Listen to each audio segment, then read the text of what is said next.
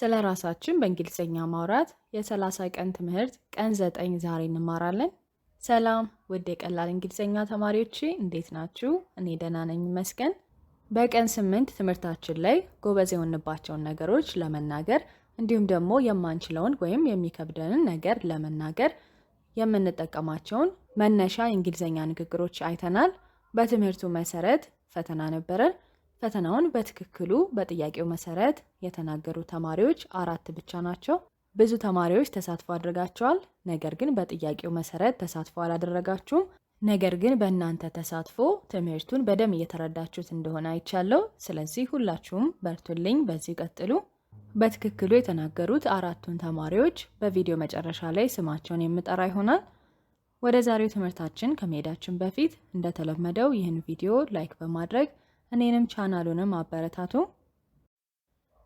በዛሬው ትምህርታችን አይ የሚለውን መነሻ ንግግር እንዲሁም ደግሞ አፍራሽ ስናረገው አይ ዶንት የሚለውን መነሻ ንግግር በመጠቀም ሀሳባችንን ምንገልጽባቸውን በጣም የተለመዱ የእንግሊዝኛ ንግግሮችን እናያለን ማለት ነው።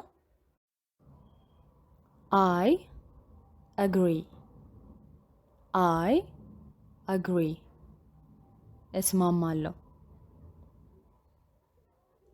አግሪ ማለት መስማማት ማለት ነው።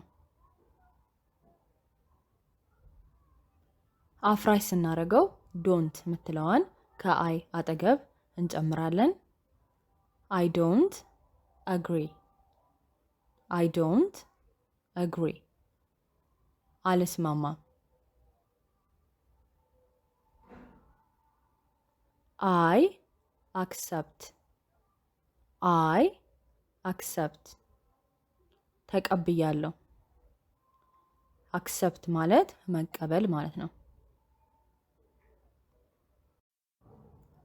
አይ ሪፊውዝ፣ አይ ሪፊውዝ፣ እምቢ። ሪፊውዝ የሚለው ደግሞ እምቢ ማለት ነው። ስለዚህ እምቢታን ለመግለጽ አይ ሪፊውዝ እንላለን። አይ ገስ፣ አይ ገስ፣ እገምታለሁ ወይም ይመስለኛል እንደማለት ነው።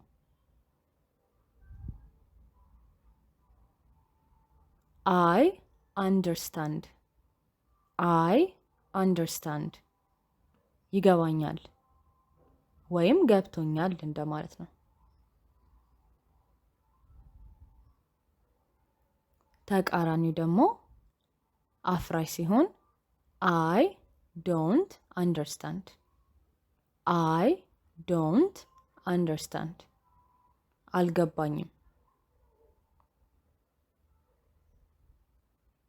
አይ አፖሎጃይዝ፣ አይ አፖሎጃይዝ፣ ይቅርታ ጠይቃለሁ። ለወደፊቱ ሳይሆን በዛኑ ሰዓት የአክብሮት ይቅርታ ስንጠይቅ ይቅርታ ጠይቃለሁ እንላለን። እሱን ለመግለጽ አይ አፖሎጃይዝ።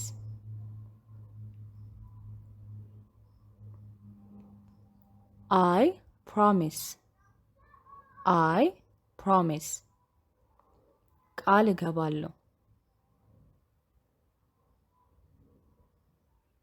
አይ ስዌር፣ አይ ስዌር፣ እምላለሁ።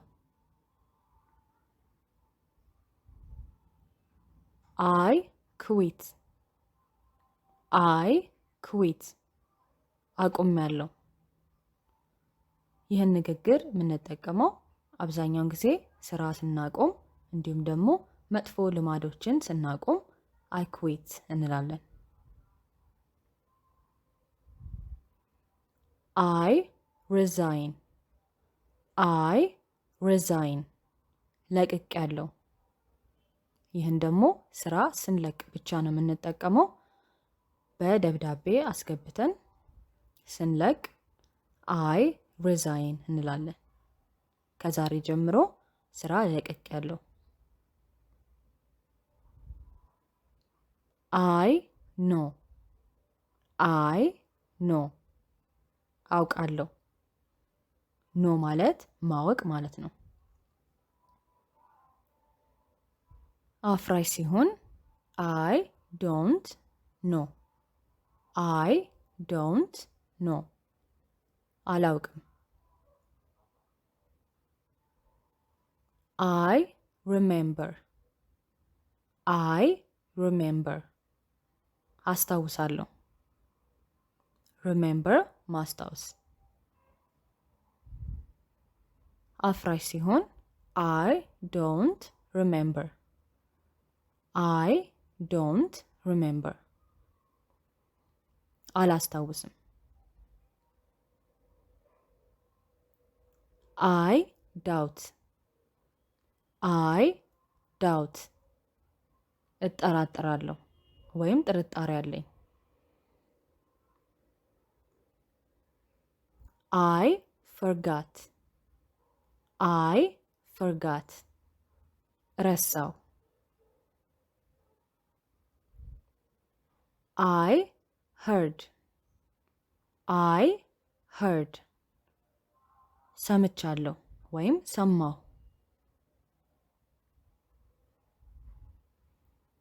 I think so I think so ይመስለኛል።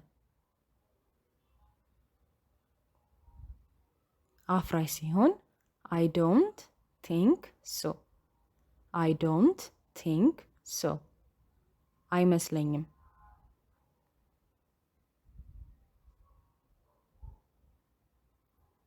I hope so I hope so ተስፋ አደርጋለሁ። ሆፕ ማለት ተስፋ ማለት ነው።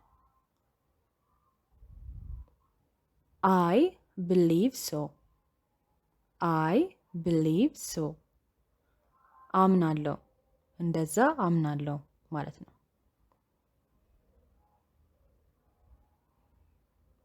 ንግግሮቹ እነዚህ ይመስላሉ። በጣም የተለመዱ ናቸው። ስለዚህ ሁሉንም ማወቅ ይኖርባቸዋል። ወደ ቀን 9 ፈተና ከመሄዳችን በፊት የቀን 8 ፈተና በትክክል የተናገሩ አራቱን ተማሪዎች እጠራለሁ። አስራት፣ ዘነበች፣ ምህረት እና ገነት ናቸው። በጣም ጎበዞች። በጥያቄው መሰረት ያለምንም ስህተት በትክክል ነው የተናገራችሁት። በርቱልኝ። የቀን 9 ፈተና የሚሆነው ሀሳባችንን ለመግለጽ ከምንጠቀማቸው ንግግሮች 5ቱን መናገር ነው። ዛሬ ከ20 በላይ ንግግሮችን አይተናል። ሁሉንም ማወቅ ይኖርባችኋል። ነገር ግን እንደ ፈተና 5ቱን ብቻ በትክክሉ ትናገራላችሁ ማለት ነው። ከዚህ በፊት የማታውቁትን ብትናገሩ ለእናንተ ጥሩ ይሆናል። ትለምዳላችሁ ማለት ነው። አዲስ ንግግሮችን ትለምዳላችሁ። ስለዚህ ሰምታችሁ ማታውቁት ወይም ትንሽ ከበድ የሚሉ ንግግሮችን መርጣችሁ ተናገሩ። እንደተለመደው ከታች በምታዩት የቴሌግራም አካውንት ወይም የመጀመሪያ ኮሜንት ላይ በማስቀምጥላችሁ የቀላል እንግሊዝኛ ቴሌግራም አካውንት የቀን 9 ቪዲዮ ላይ ገብታችሁ ድምጻችሁን መቅዳት ነው ማለት ነው። በሚቀጥለው የትምህርት ቪዲዮ እንገናኛለን። እስከዛው ሰላም ቆዩልኝ። ባይ ባይ።